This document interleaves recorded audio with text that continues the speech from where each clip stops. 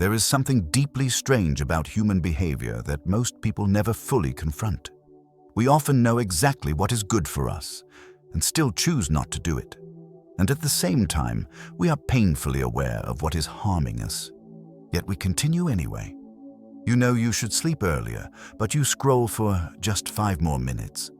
You know you should focus, but you reach for distraction without thinking. You know a relationship is draining you, yet you stay. You know you need more discipline, more clarity, more control over your life. And still, the next day looks almost exactly the same. The most unsettling part is not ignorance. The most unsettling part is awareness without change.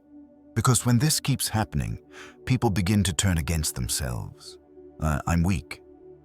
I have no willpower. I lack discipline. There must be something wrong with me. But this audiobook begins with a different truth, one that most people are never taught. You are not failing because you are broken. You're struggling because you do not yet understand how human behavior actually works. We are often told that change is simple. Think more positively. Try harder. Be more disciplined. Push yourself. Yet millions of intelligent, motivated people spend years reading books, watching videos, listening to podcasts, understanding what they should do, and still find themselves repeating the same patterns. Not because they are lazy, not because they lack intelligence, but because they are fighting the wrong battle. Human beings do not sabotage themselves because they hate themselves. They do it because the brain is wired for something very different than long-term fulfillment. Your brain was not designed to make you happy in the future. It was designed to keep you safe right now. It prioritizes comfort over growth, familiarity over improvement, immediate relief over long-term reward. And when you don't understand this, you mistake automatic reactions for conscious choices.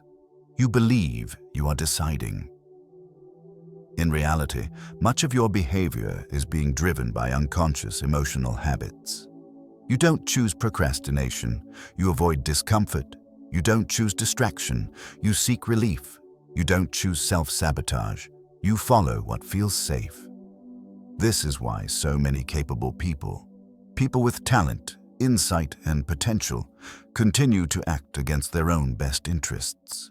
And this audiobook is not here to shame you into becoming someone else. It will not tell you to be more positive or force more discipline through sheer willpower. Its purpose is simpler and far more powerful. It is here to help you see what is actually controlling you. Because the moment you can observe a pattern, it begins to lose its power. Throughout this audiobook, we will explore uncomfortable but necessary questions. Why do people choose familiar pain over unfamiliar growth? Why do emotions override logic so easily? Why do we undermine ourselves just as things begin to improve? And why is awareness alone often not enough to create real change? More importantly, this audiobook is about creating space. Space between impulse and action. Space between emotion and reaction. Space where choice becomes possible. Because freedom does not come from controlling everything. It comes from no longer being controlled unconsciously. If you have ever felt frustrated with yourself, if you have ever asked why you keep repeating the same mistakes, why you understand so much yet change so little, then this audiobook was created for you. And before we begin, remember this. You are not broken. You are becoming aware, and awareness is where change begins. Chapter 1. The brain is not designed for your long-term good. One of the hardest realities to accept about human behavior is this. Your mind is not naturally aligned with your long-term well-being. Most people assume that if something is good for them, their brain should support it. If a habit is healthy, motivation should appear. If a goal is meaningful, discipline should follow. But the human brain does not operate that way. Your brain was not built to optimize your future. It was built to protect your present. At its core, the brain evolved to solve one problem above all others: survival, not growth. not fulfillment, not long-term success, survival. To do that, it learned to prioritize three things relentlessly: avoiding danger, conserving energy, and minimizing discomfort. Anything that threatens these priorities is treated as a potential risk. And this is where self-sabotage quietly begins. When you attempt to change, when you try to become more disciplined, more focused, more intentional, your brain does not evaluate whether the change is good for you. It evaluates whether the change feels safe. Growth feels unfamiliar. Discipline requires effort. New behaviors demand energy and uncertainty.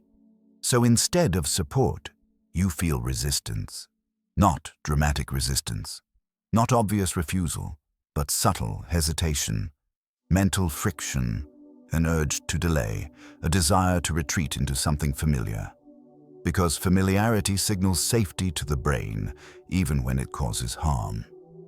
This is why so many people misunderstand themselves. They interpret resistance as weakness. They interpret avoidance as laziness. They interpret inconsistency as failure. In reality, their brain is doing exactly what it has always done, trying to keep things predictable. The brain does not ask, "Will this help me in 5 years?" It asks, "Does this cost energy right now? Does this introduce discomfort? Does this threaten what I already know?" If the answer is yes, resistance appears. This is why immediate relief is so powerful. Scrolling, snacking, distraction, avoidance, these behaviors provide quick emotional regulation. They reduce discomfort instantly. They calm the nervous system. They signal safety. Long-term goals, on the other hand, are abstract. The reward is distant, the effort is immediate, and the brain will almost always choose the immediate. Not because you lack ambition, but because your brain cannot emotionally register future benefit with the same intensity as present discomfort. Your future self does not feel real to the brain, but effort does. Another overlooked factor is energy conservation. Thinking deliberately, resisting impulses, and choosing intentionally all require mental energy. The brain is extremely protective of this resource. Habits, especially familiar ones, require less energy. Once a behavior becomes automatic, the brain prefers to repeat it regardless of outcome. This is why people remain stuck in patterns they fully understand are harmful. This is why insight alone rarely leads to change. This is why knowing better does not guarantee doing better. The brain values efficiency more than happiness, and efficiency favors repetition. Under stress, this system becomes even more dominant. When you are tired, overwhelmed, emotionally drained, or pressured, your brain defaults to the most familiar behaviors available. Not the healthiest ones, not the most rational ones, the most practiced ones. This is why self-sabotage often appears late at night, after long days, during moments of emotional vulnerability, or right before meaningful progress. The closer you move toward growth, the louder the brain's resistance can become. Not because growth is wrong, but because growth feels unsafe to a system designed to preserve the familiar. Understanding this changes the way you relate to yourself. Instead of seeing resistance as proof that you are incapable, you begin to see it as a predictable biological response. Instead of fighting yourself with guilt and force, you begin to approach change with strategy. Self-mastery does not mean overpowering your brain. It means understanding its incentives. Your brain will always lean toward comfort, toward familiarity, toward energy preservation. Once you accept this, you stop relying on motivation, you stop expecting willpower to save you, and you stop shaming yourself for being human. The people who escape cycles of self-sabotage are not those with exceptional discipline. They are the ones who design their lives in alignment with how the brain actually works. They reduce friction for good behaviors. They structure their environments. They simplify decisions. They stop depending on emotion to guide action. Most importantly, they stop personalizing resistance. Because resistance is not a character flaw, it is a signal that the brain is protecting the familiar. And the moment you stop asking, "What is wrong with me?" and start asking, "What is my brain trying to protect?" you gain leverage. That leverage is the foundation of real change. In the next chapter, we will explore one of the most powerful forces behind self-sabotage, the comfort trap. Because very often, what feels safe is not what helps you grow. Chapter 2. The comfort trap. Why familiar pain feels safer than change. One of the most misunderstood forces in human behavior is comfort. Most people think comfort means pleasure, relaxation, ease, feeling good. But comfort is not about feeling good. Comfort is about feeling familiar. And familiarity is one of the brain's strongest signals of safety. This is why people often stay in situations that quietly damage them. Unfulfilling jobs, unhealthy relationships, self-defeating routines, predictable disappointment. Not because these situations are enjoyable, but because they are known. The brain would rather tolerate familiar pain than risk unfamiliar uncertainty. This is the comfort trap. Change, even positive change, introduces variables the brain cannot predict. New expectations, new responsibilities, new chances to fail. So when the brain is deeply suspicious of anything it cannot control. So when you stand at the edge of change, resistance appears. Not as fear, but as rationalization. It's not that bad. I'll deal with it later. At least I know what to expect. Now isn't the right time. These thoughts feel logical, but they are emotional defenses. The brain is not asking whether the situation is healthy. It is asking whether the situation is familiar. This is why people often leave comfort only when pain becomes unbearable, not when growth becomes available. Familiar pain has a strange advantage. It is predictable. You know where it hurts. You know how to cope with it. You know what to expect tomorrow. Unfamiliar growth, on the other hand, demands adaptation, and adaptation requires energy. So the brain delays. It postpones. It negotiates. Even self-sabotage takes a very subtle form. You plan to change, but not today. You prepare, but never quite begin. You wait for motivation, which never fully arrives, because waiting feels safer than risking failure. Another layer of the comfort trap is identity. Your current life, even with its limitations, matches the person your brain believes you are. Changing your behavior means challenging that identity. If you have always seen yourself as undisciplined, discipline feels foreign. If you have always struggled, success feels destabilizing. If you have always adapted to less, asking for more feels dangerous. The brain prefers consistency over improvement, so it pulls you back toward what fits the existing narrative. This is why people often sabotage progress right after a breakthrough, right after momentum builds, right after things start to change. Growth threatens the story the brain is used to telling, and the comfort trap tightens. What makes this trap so powerful is that it does not feel like fear. It feels like common sense. Why risk what I have? Why rock the boat? Why push myself now? But beneath those thoughts is a deeper instinct. Preserve the familiar. Understanding this reframes self-sabotage completely. You're not avoiding growth because you lack courage. You're avoiding uncertainty because your brain equates uncertainty with danger. The moment you recognize this, you stop treating comfort as neutral. Comfort is not harmless. It is persuasive. It quietly convinces you that staying still is safer than moving forward. And over time, this creates a life that feels stable, but unfulfilled. Breaking the comfort trap does not require dramatic action. It requires awareness. The moment you notice yourself choosing familiarity over growth, you create a pause. And in that pause, choice becomes possible. Not force. Not pressure. Choice. In the next chapter, We will explore how emotions, often without your permission, hijack decision-making and push you back into familiar patterns. Because until you understand how feelings drive behavior, logic alone will never be enough. Chapter 3. Emotional Shortcuts. When feelings hijack decisions. Most people believe they make decisions logically. They think they observe a situation, weigh the options, and then choose the best course of action. But in reality, this is rarely how human behavior works. In most moments, emotion arrives first, decision comes second, and logic appears last, often not to guide behavior, but to justify it. This is one of the most powerful and invisible drivers of self-sabotage. Emotions evolved long before rational thought.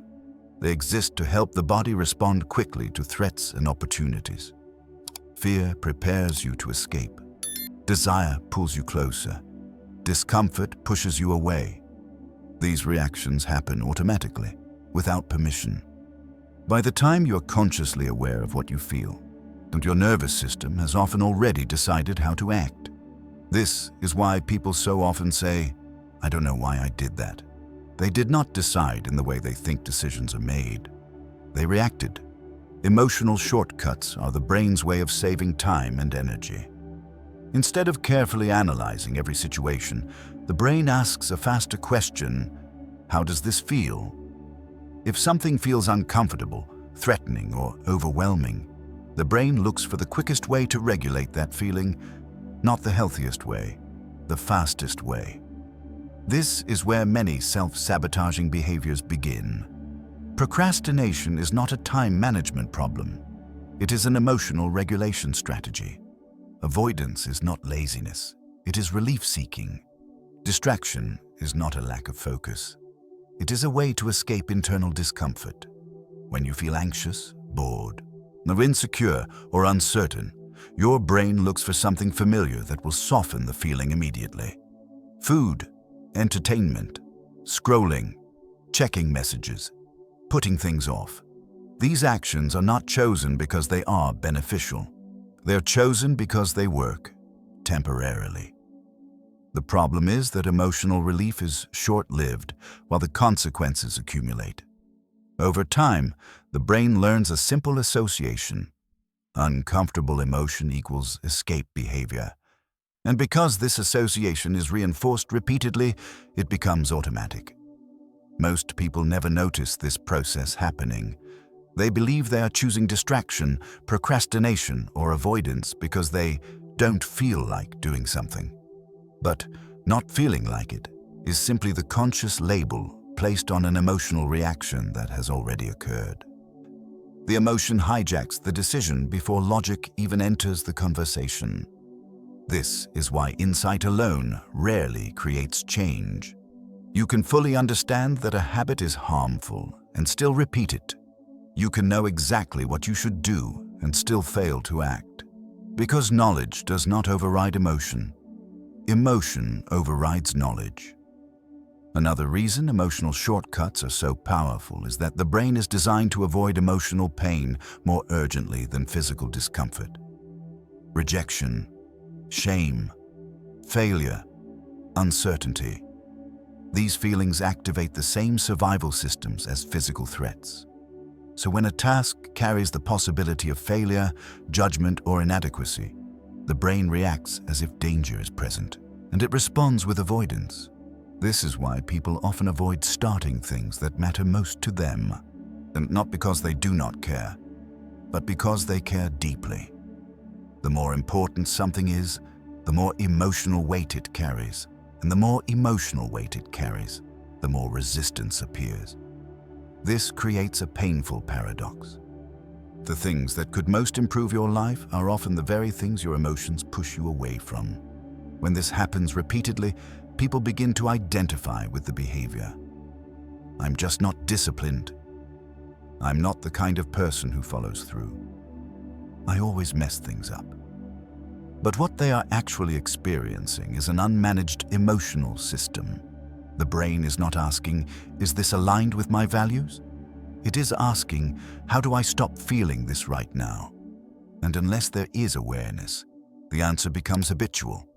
This is also why stress makes self-sabotage worse. Under stress, the brain's capacity for reflection decreases. The emotional system takes control, and behavior becomes reactive. When you are calm, you can tolerate discomfort. When you are overwhelmed, you seek relief. This is why late nights, high-pressure periods, and emotional exhaustion are prime conditions for self-sabotage. The mind does not fail in these moments. It defaults. Understanding this reveals something critical. You do not overcome self-sabotage by fighting emotions. You overcome it by creating space around them. The goal is not to eliminate discomfort. The goal is to stop allowing discomfort to decide for you. When you can observe an emotion without immediately acting on it, the shortcut breaks. This does not require suppression. It requires awareness. The moment you can say, this urge is about relief, not necessity, you regain choice. This is the beginning of emotional maturity, not controlling how you feel, but controlling how you respond. Most people never practice this skill. They live in reaction. They confuse feelings with commands. But feelings are not instructions.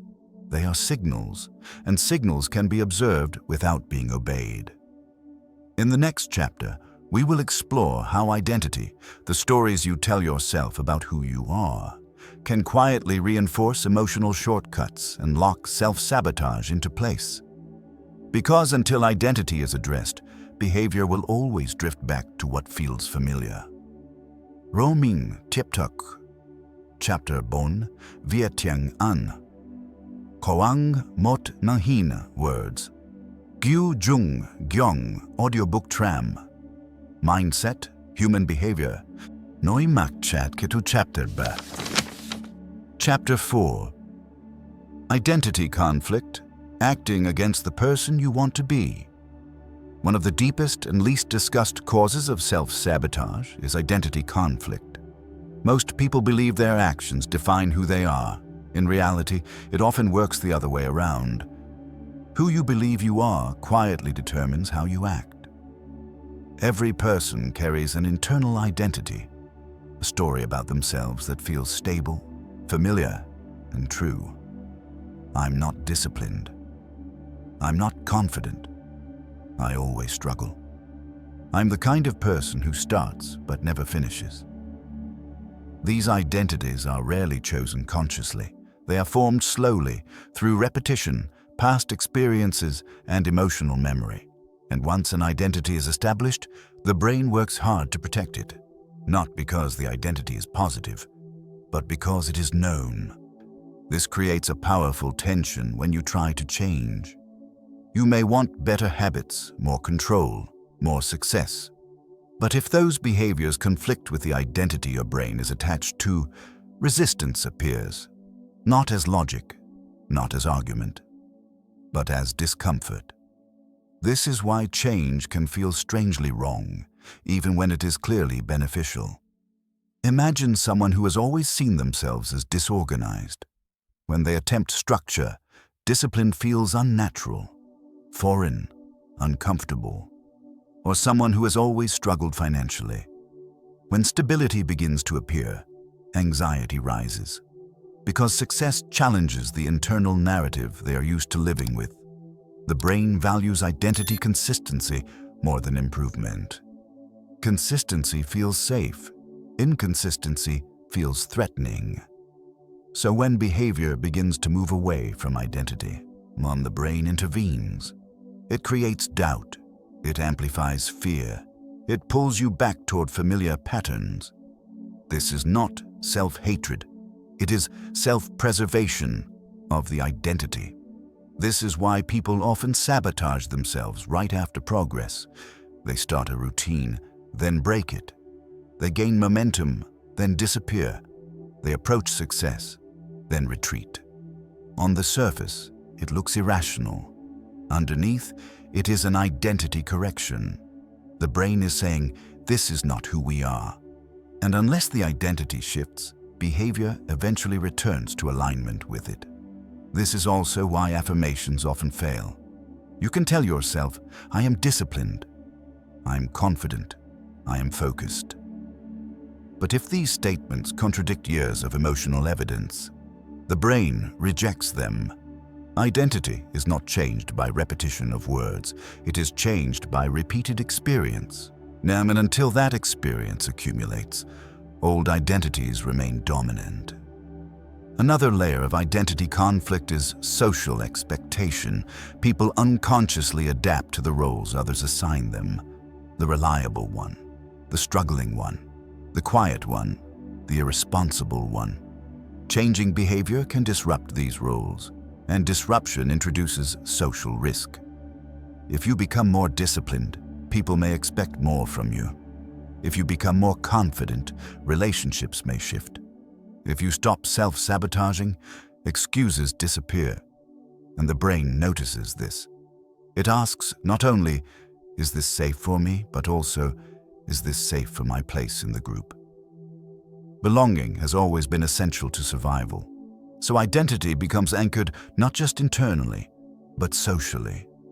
This is why growth can feel isolating, and why people sometimes unconsciously pull you back when you change, and why self-sabotage can preserve social comfort. At a deeper level, identity conflict often hides a fear of responsibility. Old identities come with familiar limits. They explain outcomes. They justify stagnation. If you believe you are bad with discipline, failure makes sense. If you believe you are not good at consistency, quitting feels justified. But when identity changes, excuses disappear. And with that comes accountability. Success demands ownership, and ownership is heavy. So sometimes, self-sabotage is not about avoiding failure. It is about avoiding the responsibility that comes with success. Understanding this changes how you approach change. Instead of forcing new behaviors aggressively, you begin to focus on identity alignment. Small actions, always repeated consistently. Enough to create new evidence. Not dramatic transformations. Subtle proof. Proof that contradicts the old story.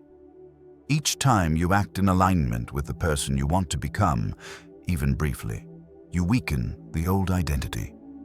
Each time you keep a promise to yourself, even a small one, you shift the internal narrative.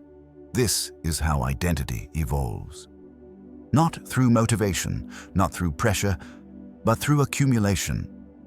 Most people fail because they try to behave like a new person while still seeing themselves as the old one. The conflict exhausts them. Real change begins when identity and behavior move together. When you stop asking, "How do I force myself to change?" and start asking, "What kind of person would naturally do this?" That question reframes effort into alignment. In the next chapter, we will explore another hidden driver of self-sabotage, the fear of success itself. Because sometimes, what holds you back is not fear of failing, but fear of what happens when you no longer can. Chapter 5. Fear of success. Why winning can feel threatening. Most people believe fear holds them back because they are afraid of failure. But for many, the deeper problem is something far less obvious. They are afraid of success. Not consciously, not openly, but at a psychological level that quietly shapes behavior. Failure is familiar. It hurts, but it makes sense. It confirms expectations. It fits the identity the brain already knows how to manage. Success, on the other hand, changes the rules. Success removes excuses. It raises expectations. It exposes you to visibility, responsibility, and judgment. And the brain does not welcome those things easily. When you fail, there's explanation. When you succeed, there is demand. This is why people often work hard up to a certain point, and then slow down. Now they gain momentum, and then drift. They approach a breakthrough, and then sabotage it. From the outside, it looks irrational. From the inside, it feels like relief, because success threatens the structure that has protected the ego for years. If you remain stuck, the story stays intact. If you struggle, the identity remains stable. If you fail, you're still safe inside what you already know. But when you succeed, everything changes. People expect consistency. They expect leadership. They expect you to maintain results. And expectation feels like pressure. The brain equates pressure with risk. So it intervenes. Not by saying, "I'm afraid of success," but by creating delay, by introducing distraction, by lowering standards just enough to fall short. This is how fear of success disguises itself as self-sabotage. Is that another layer of this fear is exposure. Success makes you visible. Visibility invites evaluation. When you improve, people notice. When you rise, people compare. When you succeed, people watch. And with attention comes the possibility of criticism. For many people, being unseen feels safer than being judged. So the brain pulls them back into invisibility. It convinces them to stay small, to avoid standing out, to limit ambition. Not because ambition is wrong, but because attention feels dangerous. This fear often develops early. If success once led to pressure, rejection, or loss of connection, the brain remembers. It learns that winning is not neutral. Winning costs something. So later in life, the brain avoids it quietly. There is also the issue of responsibility. Success means ownership. It means you can no longer blame circumstances entirely. You can no longer hide behind lack of opportunity. When success becomes possible, accountability becomes unavoidable, and accountability is heavy. It forces you to face your choices clearly. It demands consistency. It requires leadership over yourself. For some, failure feels lighter than responsibility. Because failure explains itself, responsibility demands explanation. This is why self-sabotage often appears right after progress. Not at the beginning, but when success is within reach. At that point, the stakes rise. And the brain, whose primary job is to reduce risk, reacts accordingly. Understanding this changes how you interpret your own behavior. You stop asking why you lose motivation. You stop assuming you are lazy or undisciplined. Instead, you ask a more honest question. What would success require of me that I am not yet ready to accept? That question reveals hidden fears. Fear of being seen, fear of being relied upon, fear of maintaining performance, fear of losing the protection of excuses. Once these fears are named, they lose power, because fear thrives in ambiguity. It weakens under clarity. The solution is not to force ambition harder. It is to normalize success psychologically, to make progress feel safe. This means breaking success into smaller, less threatening steps, reducing visibility at first, building consistency quietly, letting identity adjust gradually. The brain does not fear achievement itself. It fears sudden change. So sustainable growth comes from pacing, from allowing the nervous system to adapt, from letting success feel familiar. Now, this is why people who succeed long-term often move steadily rather than explosively. They do not shock their identity, they expand it. They build tolerance for responsibility. They grow into visibility.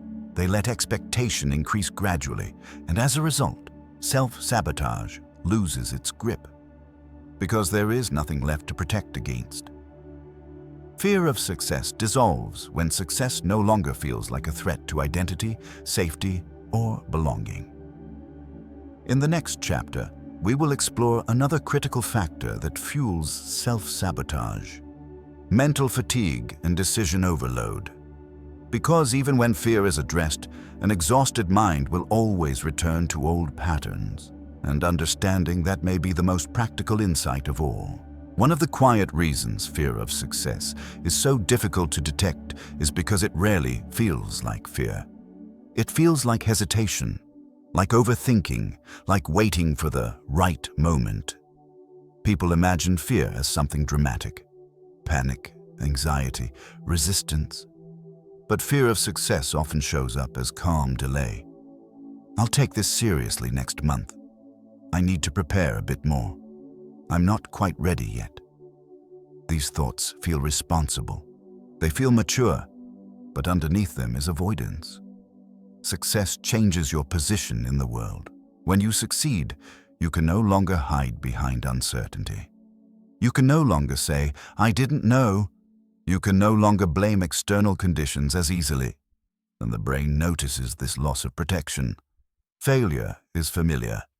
It allows you to remain undefined. Success defines you. Once you succeed, expectations crystallize, both yours and others. People expect consistency. They expect follow-through. They expect you to stay who you just proved you could be. And for a nervous system that is used to fluctuation, this feels dangerous. So self-sabotage becomes a way to restore flexibility. If you fail again, pressure disappears. If you step back, attention fades. If you slow down, responsibility loosens. This is why many people unconsciously sabotage maintenance, not achievement. They can build momentum. They struggle to sustain it. Sustained success removes excuses permanently. Another hidden fear is the fear of separation. Growth changes relationships.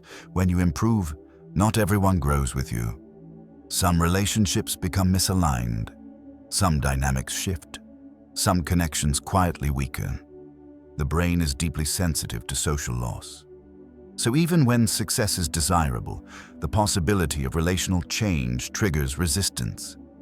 Self-sabotage, in this case, preserves belonging. It keeps you aligned with the group identity you know how to survive within. Understanding this allows you to approach success differently. Instead of pushing harder, you widen tolerance.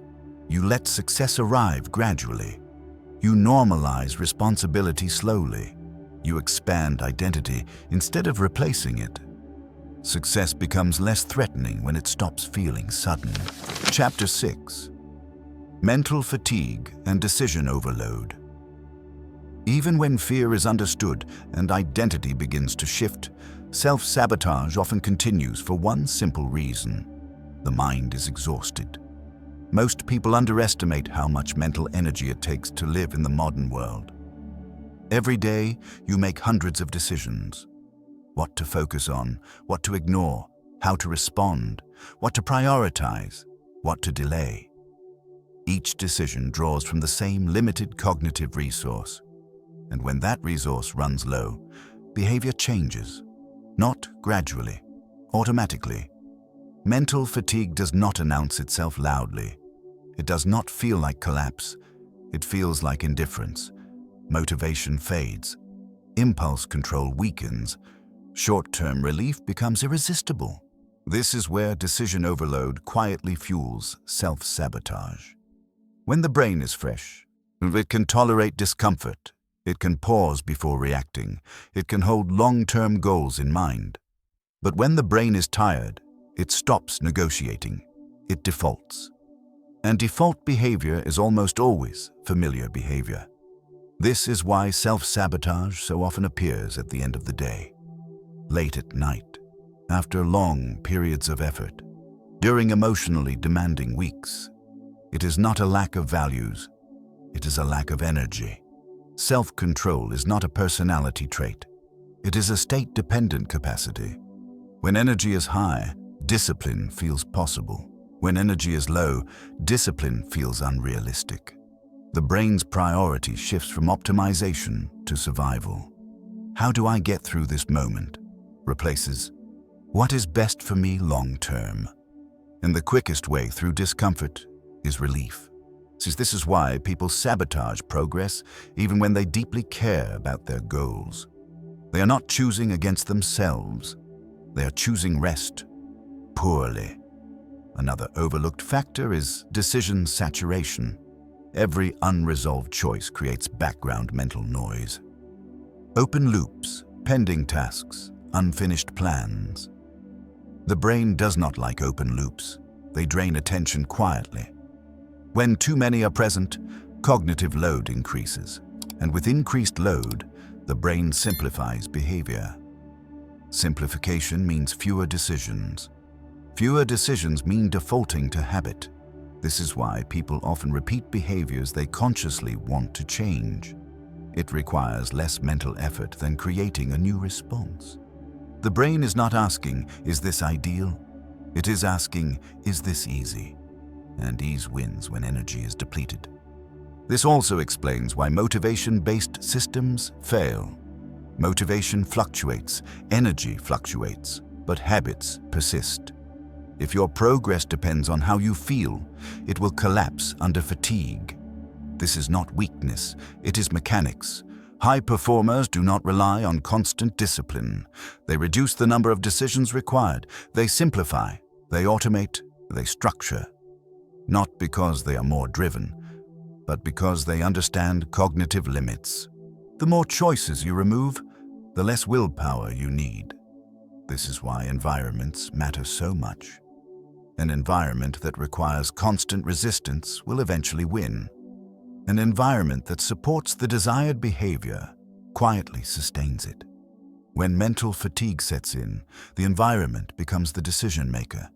If distraction is available, distraction will be chosen. Because if unhealthy relief is nearby, unhealthy relief will win. Self-sabotage is often less about internal failure and more about external design. Another critical aspect of mental fatigue is emotional depletion. When you spend energy regulating emotions, holding composure, suppressing frustration, managing stress, that energy is no longer available for discipline. Emotional labor drains the same resource as self-control. This is why people who are emotionally exhausted struggle to maintain habits. Not because they do not care, but because their system is overloaded.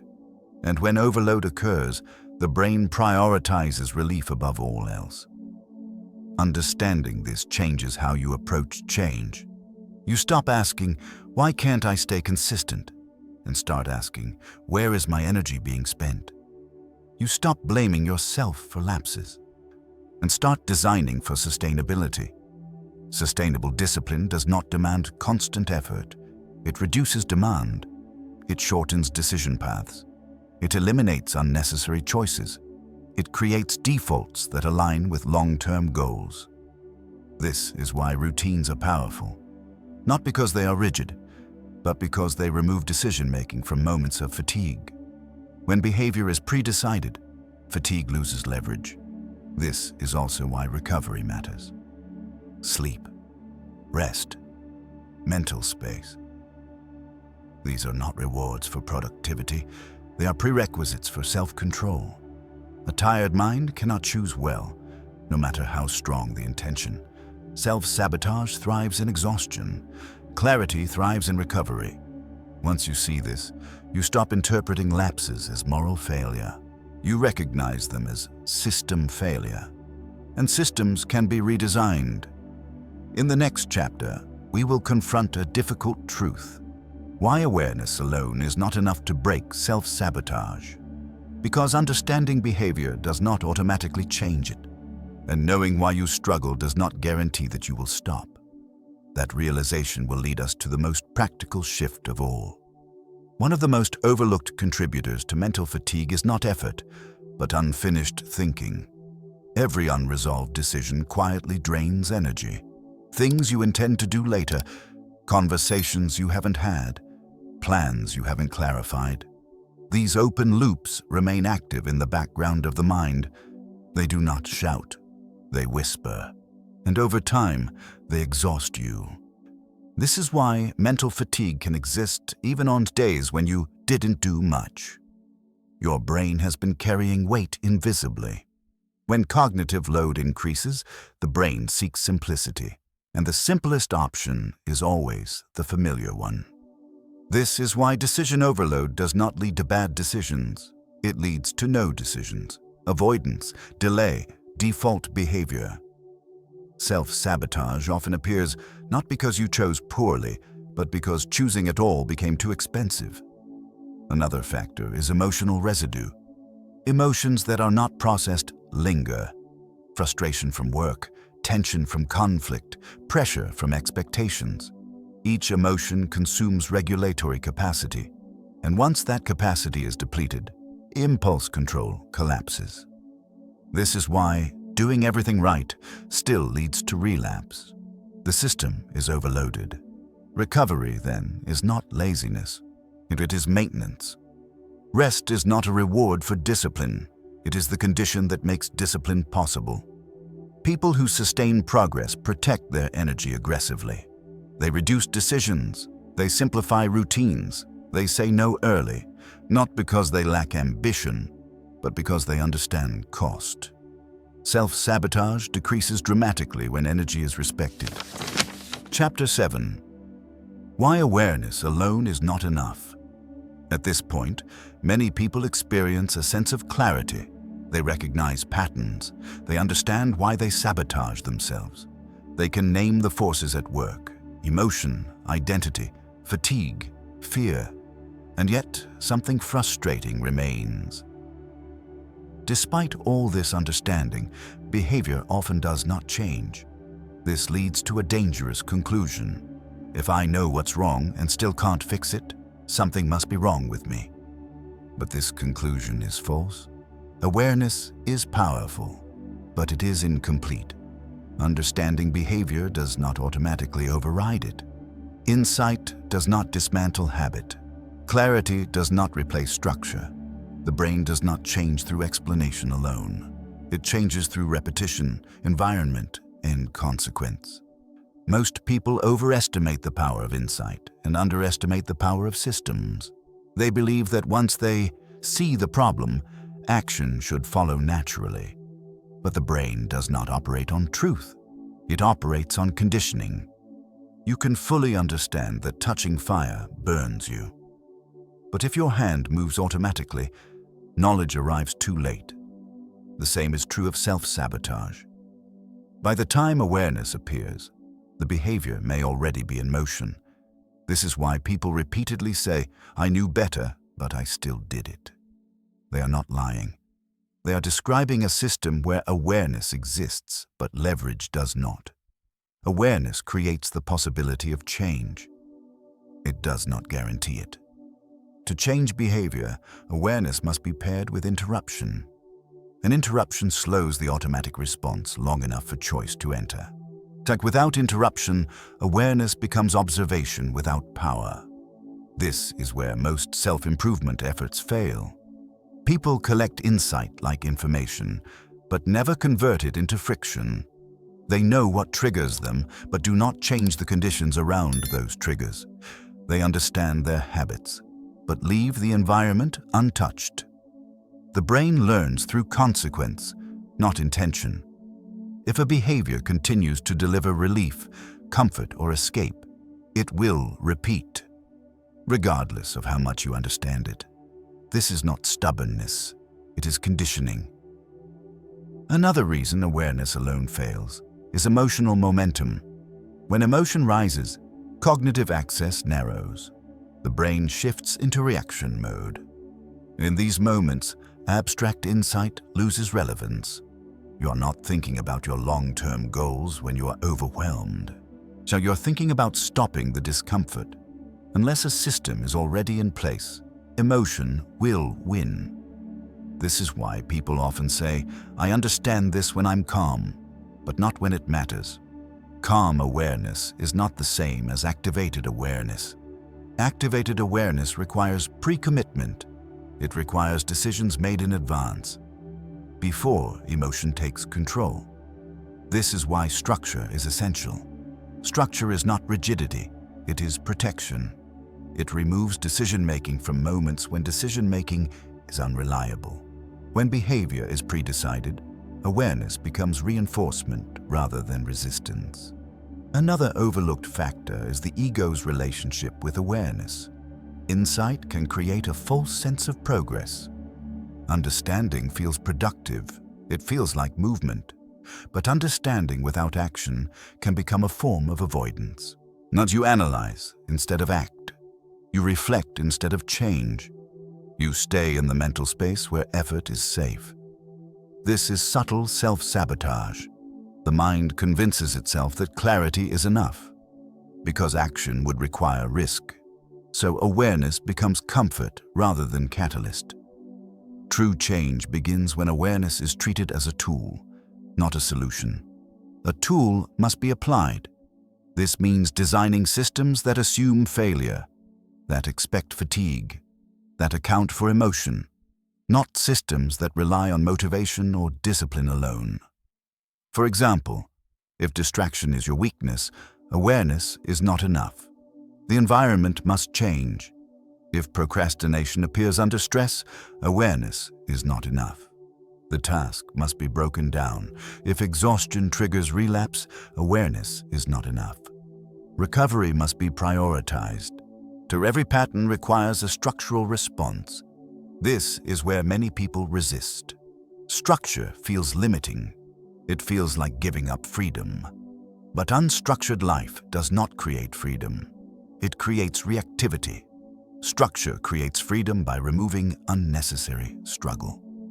High-functioning individuals do not rely on constant self-control. They design around its absence. They assume they will be tired. They assume they will be tempted. They assume emotions will fluctuate, and they prepare accordingly. This is not pessimism, it is realism. Awareness tells you what is happening. Structure determines what happens next. Without structure, awareness becomes exhausting.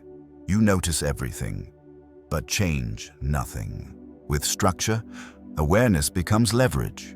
It reinforces the path rather than fighting the impulse. This is the shift that transforms self-sabotage into self-mastery. You stop asking awareness to do the work of discipline, and you stop asking discipline to do the work of design. You let each play its role. In the final chapter, we will bring everything together and focus on the most practical step of all: creating space. Because the space between urge and action is where freedom lives. And learning how to create that space is the difference between insight and transformation. Awareness becomes dangerous when it turns into self-surveillance. Some people become hyper-aware of their patterns, but never change the conditions that produce them. They notice every urge, every flaw, every lapse. And instead of gaining freedom, they gain pressure. This kind of awareness increases self-judgment, and judgment collapses choice. When the mind feels watched, it becomes defensive. Defensive minds react faster, not wiser. True awareness is not tense. It is spacious. It observes without threat. This is why awareness must always be paired with permission to be human. Without that permission, awareness becomes another tool of control. Another reason awareness fails is timing. Most insight occurs after the behavior. You realize what happened once the action is complete. This builds understanding, but not leverage. Leverage only exists before action. So the question becomes, how do you bring awareness forward in time? The answer is pre-design. You decide in advance how you will respond to known triggers. Not perfectly, not rigidly, but intentionally. You remove choices from moments where choice is unreliable. This is why systems outperform insight. Systems do not depend on mood. They do not argue. They simply guide. Awareness tells you where to build systems. Systems do the work when awareness is tired. When these two cooperate, change becomes stable. Not heroic, not dramatic. Stable. And stability is what ends self-sabotage. Chapter 8. Creating space. Where real freedom begins. At the core of every form of self-sabotage, there is one missing element: space. Space between emotion and reaction. Space between urge and action. Space between what you feel and what you choose. Most people do not fail because they choose poorly. They fail because they never get the chance to choose at all. The reaction happens too fast, an emotion appears, a habit follows, and only afterward does awareness arrive. By then, the decision has already been made. This is why true freedom is not about control. It is about timing.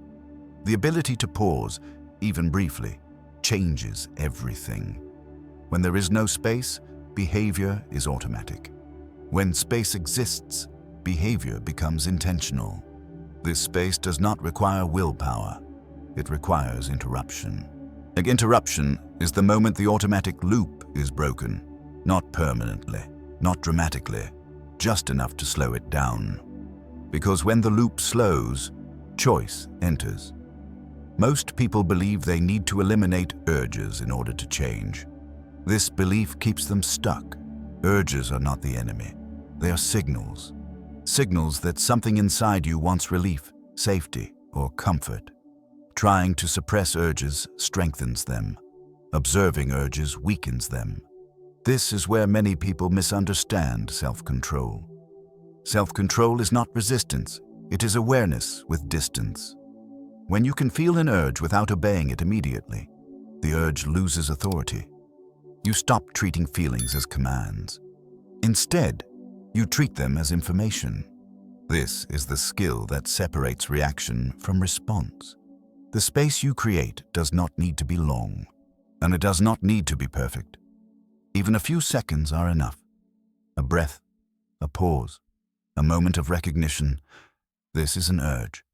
This is discomfort. This will pass. In that moment, the brain shifts. The emotional system loosens its grip. The rational system re-engages. Not to argue, but to choose.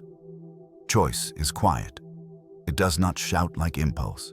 It waits for space. This is why people who master themselves often appear calm, not because they lack emotion, but because they are not rushed by it. They have practiced creating space. Space is also created structurally, by removing triggers, by reducing exposure, by changing routines. You do not need to face temptation constantly to prove strength. That is not mastery. That is exhaustion. Mastery is reducing unnecessary battles. The fewer times you need to resist, the stronger you remain. This is why environment matters more than intention. If your environment triggers automatic behavior, your behavior will remain automatic. But when the environment supports pause, pause becomes natural. Another form of space is psychological. Letting go of self-judgment. Judgment collapses space. It triggers defense. When you label yourself as weak, lazy, or broken, the brain reacts emotionally, and emotion removes choice. Compassion creates space. Curiosity expands it. When you observe behavior without attacking yourself, you stay present. Presence is the foundation of change. Self-sabotage thrives in unconsciousness. It weakens under observation. This does not mean constant self-monitoring. It means gentle awareness. You notice patterns without fighting them. You see urges without dramatizing them. And slowly, the automatic loop loses momentum. This is not instant transformation. It is gradual liberation. Each time you pause instead of reacting, you strengthen the space. Each time you choose differently, even slightly, you reinforce agency. Over time, this space becomes familiar, and familiarity changes behavior. What once felt impossible becomes normal. Not because the urge disappeared, but because your relationship to it changed. This is the true meaning of self-mastery. Not domination, not suppression, but conscious participation. You stop being dragged by internal forces and begin walking beside them. This is also where identity shifts. You no longer see yourself as someone who lacks discipline.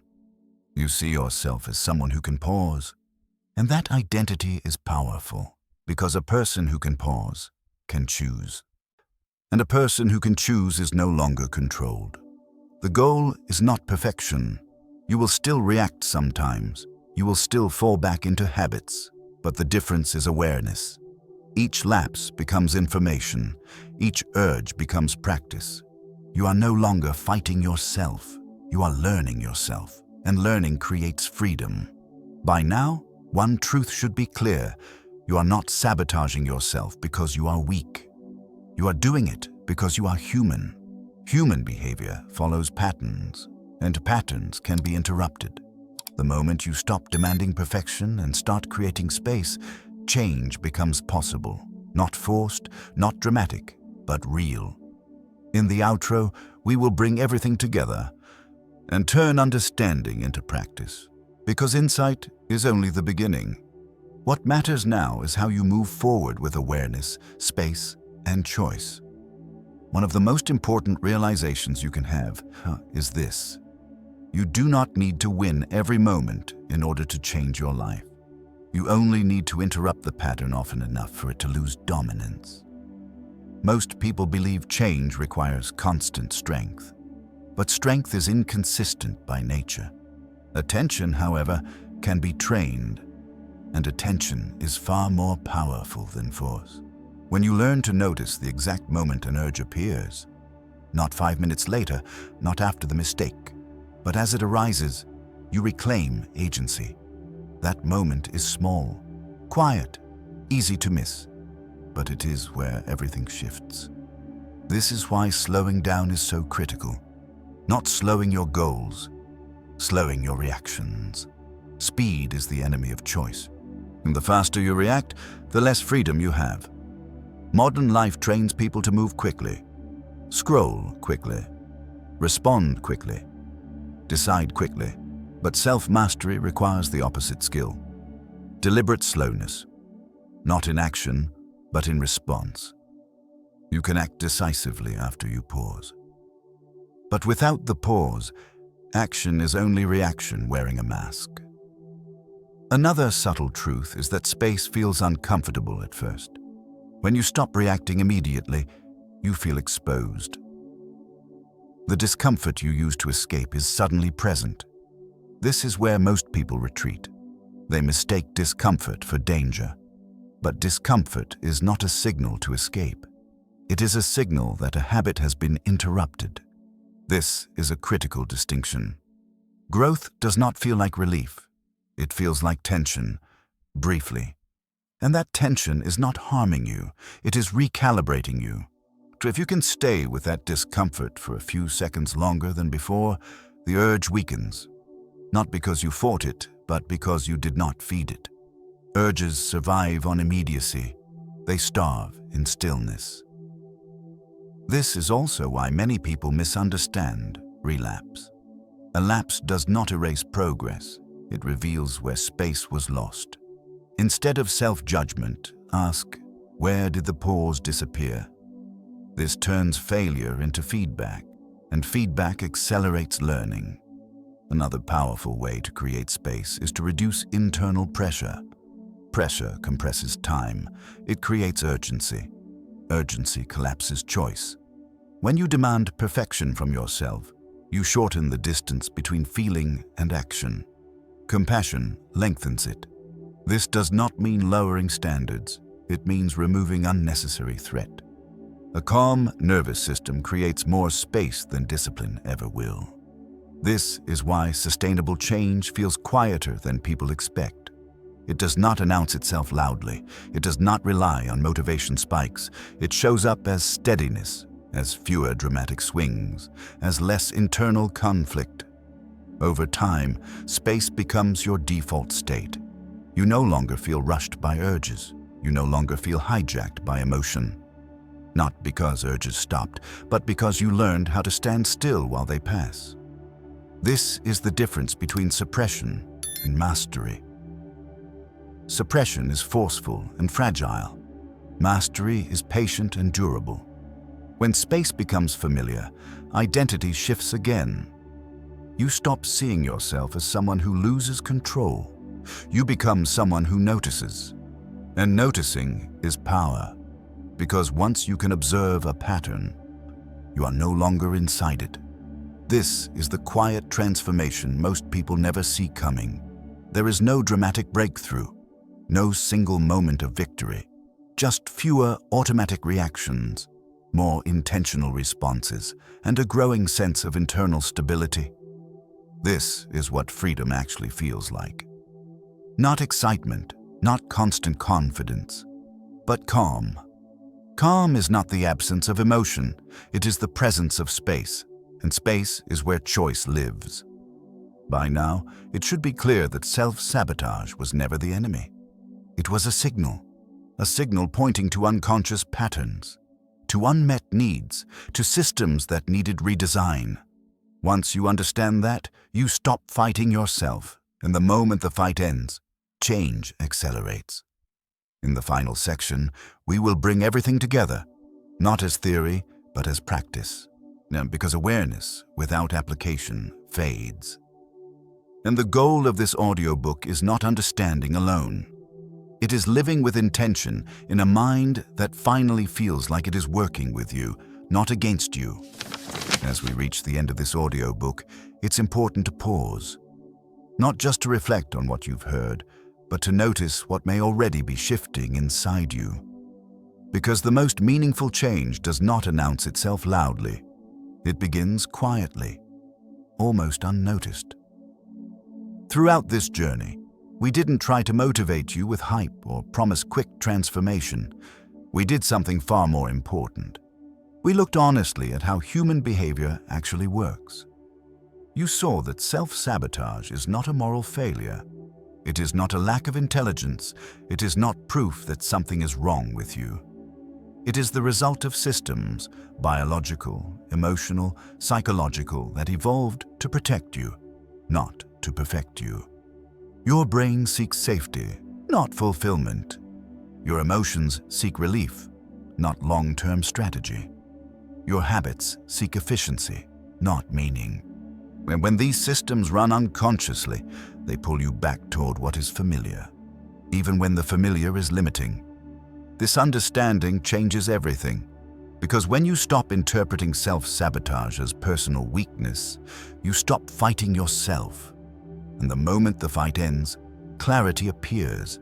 You begin to see patterns instead of problems, signals instead of flaws, opportunities instead of failures.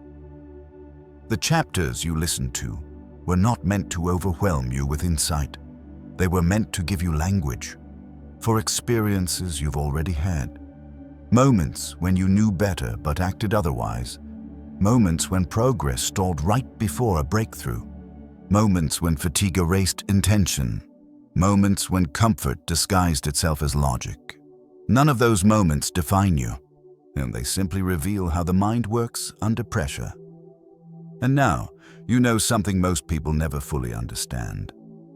Change does not come from forcing better behavior.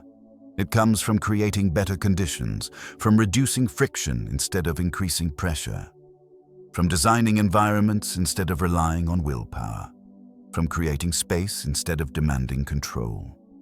That space, the pause between urge and action, is where your power lives. Not in perfection, not in constant discipline, but in awareness with distance. You don't need to eliminate urges to be free. You need to stop letting them rush you.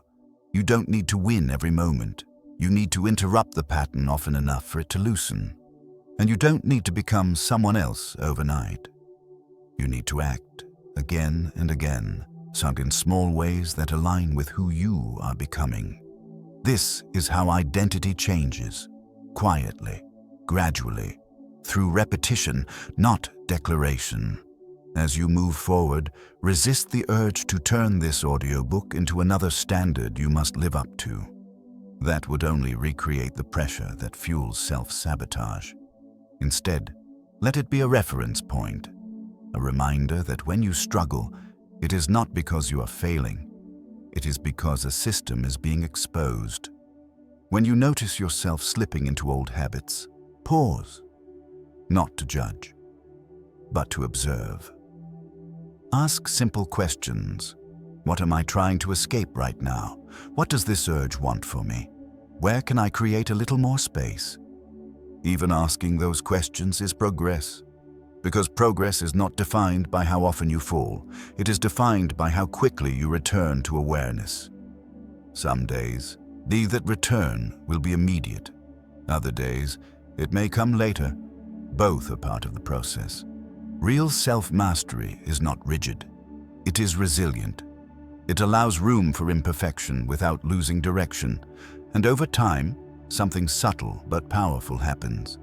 You begin to trust yourself, not because you are flawless, but because you know how to pause. You know how to notice. You know how to choose again. That trust changes how you move through life. Decisions become calmer, reactions become slower. Internal conflict softens, not because life becomes easier, but because you are no longer fighting yourself at every step. If this audiobook resonated with you, it's likely because you were never looking for motivation. You were looking for understanding, and understanding is what creates compassion. Compassion for the mind you live with. Compassion for the patterns you inherited. Compassion for the pace at which real change happens. Take that compassion with you. Use it to build systems that support you, environments that guide you, routines that protect your energy. And remember this above all: you are not broken, you are becoming aware, and awareness, when paired with space, is enough to change a life. Thank you for listening.